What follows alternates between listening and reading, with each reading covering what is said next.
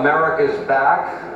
America's golden age is here. The American dream is unstoppable.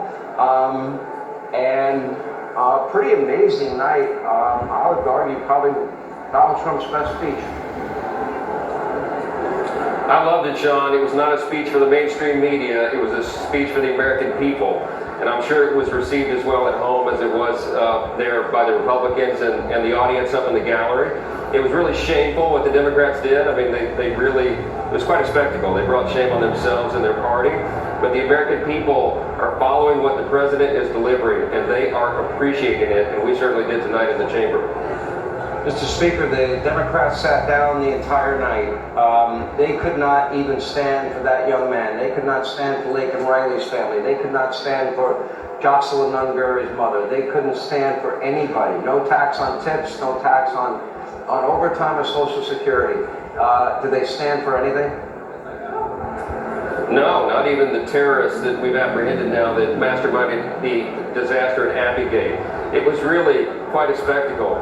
You know, and if they're going to use a 77-year-old heckling congressman as the face of their resistance, then bring it on. But we're not going to tolerate that on the House floor. And I don't think the American people are going to tolerate that either. Mr. Speaker, you're the Speaker of the House. What happens to somebody like Al Green when he pulls off a stunt like that? Well, we escorted him off the floor. He couldn't behave himself. It's quite shameful. It brought shame on, I'm sure his constituents are not proud of that tonight. But I suspect that there'll be a censure resolution brought on the floor to discipline him. We have to do that inside the House. We have to maintain decorum. Yeah. Now, the President laid out, too, a vision for the country.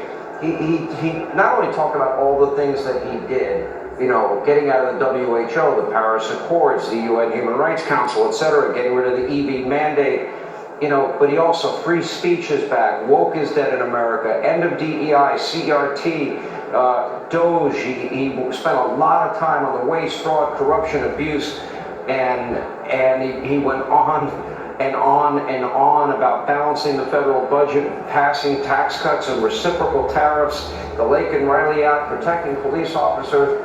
I mean, that's just off the top of my head about, you know, what is shock and awe, I think, to this city where I am tonight. What's your reaction? And juxtapose it to where the Democrats are.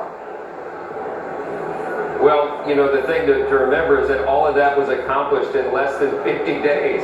I mean, imagine that.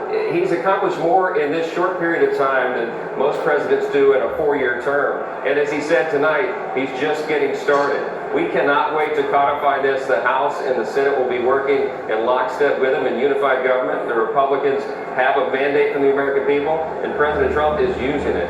You know, the Democrats don't have a leader. They don't have a vision. They don't have a platform they can run on. So all they can do is this, you know, making a spectacle on the House floor. But we're going to govern, Sean, and we're going to move the ball forward for the American people. And it is going to be a new golden age for America. And President Trump is leading it. We are so excited to be a part of it. Oh, I think it was a big night for the Republican Party. Will you have the votes to get this economic plan passed quickly? Which I would argue, you know, anytime you're going to have an economic recovery, you need a little time for that recovery. Will that happen? And when do you think you can complete that in conjunction, obviously, with the Senate, which has kind of, you know, more difficult rules and a process when you use reconciliation? Yeah, we've laid out a very aggressive schedule. We passed the budget resolution last Tuesday night. The Democrats and the media said it couldn't be done, but the Republicans in the House stuck together and got it done. That opens the door for the reconciliation process and the one big beautiful bill that the President keeps talking about and we keep insisting upon. Sean, we put it on a very aggressive schedule. We will get that done. If we stick by that schedule by the end of April, the President will sign it into law in early May.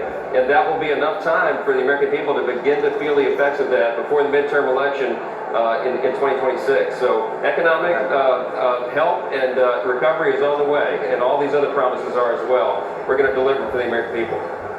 All right, Speaker Mike Jhonson, great to have you, and we'll be following that progress very closely.